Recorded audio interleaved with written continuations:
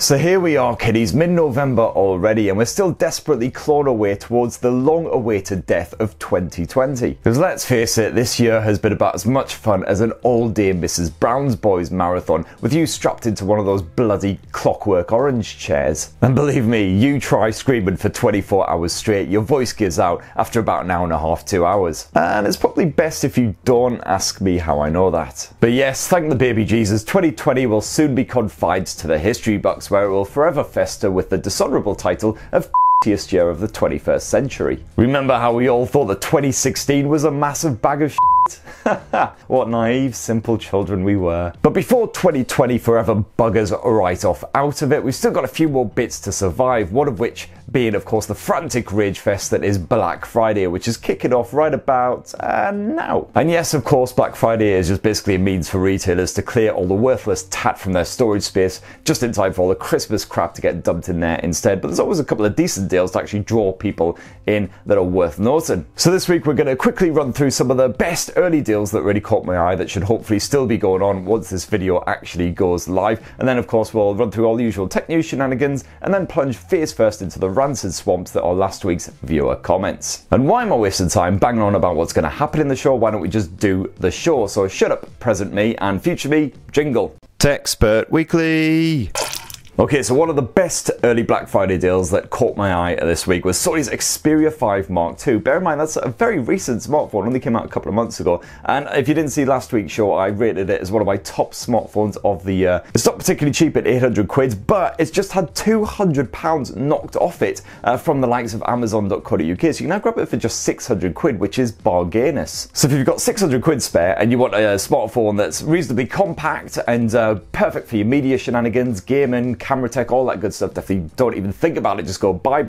Next up, Xiaomi is running some deals on its new Mi 10T handsets, which again are fairly fresh, only came out here in the UK the last sort of month or so. So the Mi 10T Lite, which gives you 5G, you've got a 120Hz display on there and some solid all-round specs, that normally retails for just 229 quid, which is crazy to begin with, but then they've knocked it down even further to 199. And when I checked on there were even some coupon codes that would shave even more off that price, which are hopefully still active as this video goes live. So yeah, just what? Meanwhile, the standard Mi 10T has dropped from 469 to just 339 quid, while the Mi 10T Pro, which I've of course done a full unboxing and review on here on TechSpurt, has been reduced from 599 to 439. And then on top of all of that insanity, apparently if you grab any of these smartphones, you can also then bag yourself a Mi Smart Band 5 for just a tenner instead of 40 quid. I mean, those Xiaomi motherfuckers are smoking some strong shit. I want some of what they're having, definitely. So go grab all of that tech before they come to their senses. There's some good upcoming OnePlus deals as well. From November the 23rd, you'll be able to grab 100 quid off a OnePlus 8 Pro from the OnePlus website with some free bullets wireless Z. Otherwise, from November the 27th on Amazon, you'll be able to get 200 quid off a OnePlus 8 Pro. While John Lewis will be offering 100 quid off the fresh new OnePlus 8T from November the 20th. Any UK peeps looking for a super cheap SIM-only deal, check out Smarty, which has dropped the price of their 50 gig 1 month rolling contract from £15 to just 12. Boner time. And Curry's PC World looked like they had some great Black Friday offers up already as well. So the likes of the Garmin Venue smartwatch down to 200 quid from 300. So great for any of you fit jogging And at the time I shot this, the LG 65CX telly box was reduced as well, 700 quid off, down to £1,800. So if you want a flippin' massive 4K HDR OLED telly, gorgeous visuals, good bit of HDMI 2.1 support, perfect for the Xbox Series X and the PS5, job done. I've got a review of the 48-inch model here on TechSpurt if you want convincing on how good it is. That thing really buffed my brass good and proper. And the final deal I spotted that was looking rather tasty indeed was the Powerbeats Pro True Wireless Earbuds, down at just 175 quid on Amazon. Still far from cheap, but they're definitely the best true wireless earbuds you can grab right now. Again, especially good for you annoyingly well-built gym twats. So that's just a small selection of some of the better looking early Black Friday deals, but definitely if you're spotting any great little offers yourself, feel free to slap them down in the comments below and share them with the Spurt community. And now let's move on to the tech news, and the week started off with Oppo's rather interesting innovations event, where CEO Tony Chen spent about 25 minutes saying things that didn't really make any sense at all. It tells us to remove selfish distraction and utilitarianism in order to recognize the conscience in our heart, so that the instinctive wisdom of the conscience can be reviewed, and the power of goodness can be brought into play to do what is right. Before passing over to his underlings to get our geek juices well and truly flowing with some concept tech, the most interesting thing shown off was this nifty smartphone scroll display, which can be expanded into a tablet-style screen simply by yanking it, at which point some hidden part of the panel unfurls like a scroll. Apparently it's robust and completely crease-free, as well as sexy as f***. Now, this concept is actually very similar to a design that TCL unveiled way back in February this year.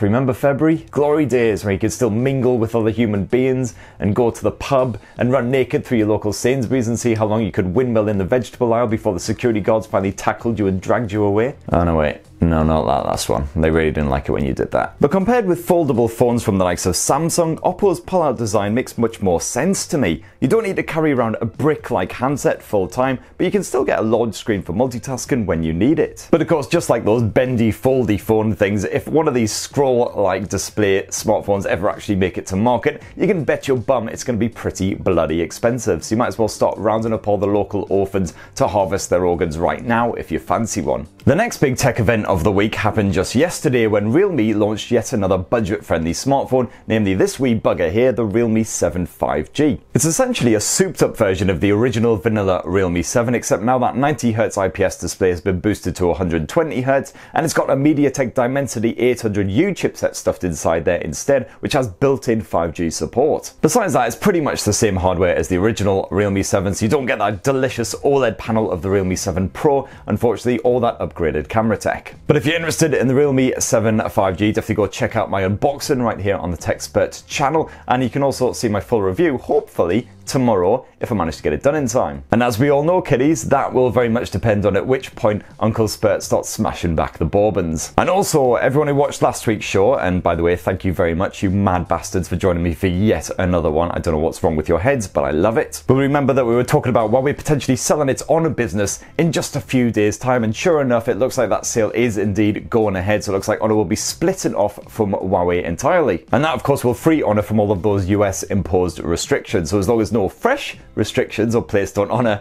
with its new Chinese consortium owners, then all should be good, and existing Honor smartphones that missed out on the Google Play services should get them, and any future handsets should also come packing the Google Plays. And that's pretty much it for the big tech news for this week, PS5 pre-order furores aside and all of that good stuff. So now it is time to begrudgingly dip our wick in the greasy puddle of last week's viewer comments. Viewer comments. So first up, Funker Monkey says, this episode of TechSpurt Weekly is sponsored by Age Concern and the Alzheimer's Society. It's also sponsored by the Alzheimer's Society.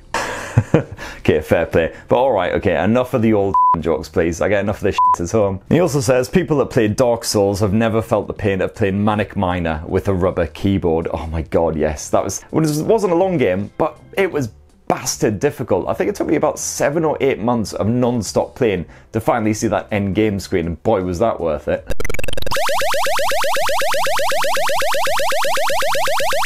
I think at that point I basically just calmly ejected the tape from my Spectrum, went over to the window and just hurled the and that was that. Next up, Alex Moscow says, my home office is currently 90% farts. That sounds like a potentially lethal atmosphere right there, definitely. If Spock and Kirk turned up with one of their little beepy gizmo things, probably tell them to get right the out of it. Next up, Noble says, confirmation that Uncle Spurt is furry in the ball region. No.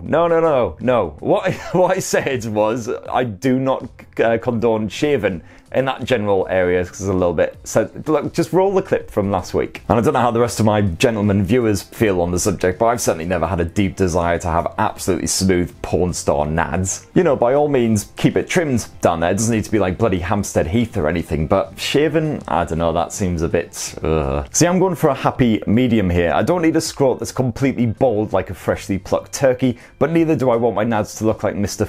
Snuffleupagus. So yeah, something in between 70s porn star and 90s porn star. I don't know if 80s porn stars were sort of a half and half, not really sure. I mean, frankly, 80s porn, you'd probably just be distracted by the ridiculous mullets the entire time. Either that or I'd just be on my feet dancing to the awesome music. And on that subject, Baz Anime says, trust me, it's no fun when the clipper snags on the sack wrinkles. Oh, no. Michael says, are Motorola slowing down as it's the end of the year? Oh, no, oh no, my friends, oh no, they're just luring us into a false sense of security. Believe me, Christmas Eve, they will drop like 20 more phones on us, like, suck that up, you bald motherfucker. Next up, Paku says, I think MediaTek has finally caught up to Qualcomm chips. They may not be faster than Qualcomm, but they're almost there. I mean, certainly in the budget market, I remember, you know, just like a couple of years ago, seeing MediaTek listed in the specs was like the kiss of death. But those Dimensity chipsets, like the likes of the 800U, found inside of the old Realme 7 5G, bringing that 5G heat to the affordable smartphone market. So great to see. Hopefully we'll see more from MediaTek in that budget realm in 2021, and it certainly sounds like we will. Next, Andrew says, hoping that 2021 brings more compact phone options like a 6-inch-ish one. Yeah, I mean, again, I love that 6 inches is technically compact compared with a slew of other ridiculously sized phones. But frankly, 2021 owes us a lot more than just some compact phones to make up for the shit show that was 2020. I think it's like jelly and ice cream and hand jobs all around, basically. But yeah, I'll definitely be following the iPhone 12 mini sales, see how well this bad boy does, and definitely if it does sell well, then at least that shows that there is an appetite for smaller handsets out there, so we might see some more compact Androids. I'm absolutely loving this thing. It's just so freaking cute. I mean, look, it makes my hand look absolutely enormous. Finally, I know what it's like to have normal sized hands. Next up, G-Day says, what do you call your fans? Spurties, Spurtites? Well, I mean, Spurters seems to be the unofficial nickname. Personally, I think that makes us sound like we're some sort of horrible sex cult or something, which, to be fair, I'd be kind of down with. Pepperbutt says, Chris, I've watched your videos for a long time, but this is the first time I've paid attention to your teeth. This is a weird question, but are you a vampire? Do I have abnormally pointy teeth? I'm not really sure. I mean, to be fair, that would explain why I'm so ridiculously, horrendously pale all of the time, and why I basically immediately turn scarlet as soon as I even think about sunlight, let alone step out into it. But no, I'm not a vampire, I'm just northern. Same difference. Next up, Michael says, Chris, surely people crossing the road to avoid you is standard. As a Macam down south, it happens to me all the time. Hello, fellow Macam. And yeah, I may smell distinctly northern, but I'm also a 5'9" streak of skinny piss. Seriously, not even squirrels are intimidated by me when I walk by. You know, you see other people, they fucking scurry for the trees. Me, they just stare at me with those beady, soulless eyes, and they're just like, have you, you bold tosser. Next up, Ewan says, should I buy the S20 FE 4G? Is the battery drain bad with the Exynos? I haven't specifically tested the 4G Exynos version of the S20 Fan Edition. I've only tested the 5G version with the Snapdragon, but other Samsung smartphones that I've tested with that Exynos chipset, like the S20 and the Note 20, unfortunately, yes, the battery has been piss poor on those things. So on that basis, I would say avoid. Next, Markflower says, best phone of the year for me is the Sony Xperia 5 Mark II, which we were chatting about earlier. Has everything you could want from a smartphone apart from wireless charging. Yeah, I mean, I absolutely adored every part of that thing. It made me feel all lovely and warm and squidgy inside using that thing. And he continues, P.S. if you like angry metal, check out the new Mr. Bungle album, The Rage and Wrath of the Easter Bunny Demo. Great name. Just checking this out in Deezer. I'm loving some of the song names for a start. Anarchy Up Your Anus. Great stuff. Spreading the Thighs of Death. I would, of course, play a bit of it now, except I'll probably get slapped with a copyright ban jobby. Good old YouTube. So I'll save that one for later. Cheers. Next up, Gavin says, with the Nokia 8.3 taking a price drop to 320 quid on Vodafone, would you recommend against rivals like the OnePlus Nord? Yeah, sure. I mean, I quite liked the Nokia 8.3. Didn't really do much to stand out, but the main beef was the price. 600 quid was insane, especially as it finally, managed to stumble its way onto retailers after the likes of the Realme X50 5G, the Moto G 5G Plus all came out for 300 quid with those 5G smarts and very similar sort of specs. So yeah, if you want that stock Android experience with the guaranteed updates and of course the 5G and everything, you can't stretch up to the Pixel 4a 5G, then yeah, definitely give it a look. Plus then you can annoy the piss out of everyone by saying, hey, I got the James Bond phone. And every time you yank it out of your pocket, you can be like, da da da da. Our next Wakil says, do you have to stay this close to the camera? It's annoying. What's wrong, Wakil? Is my intoxicating masculinity just too much for you when I fill your screen like so? Can you not handle the super bushy eyebrows up this close and personal? And what about if I drop my voice like this? Sploosh! Anyway, Christ, I've only just realised I've massively run over time, so definitely need to wrap up. This is the final one. Oh, no!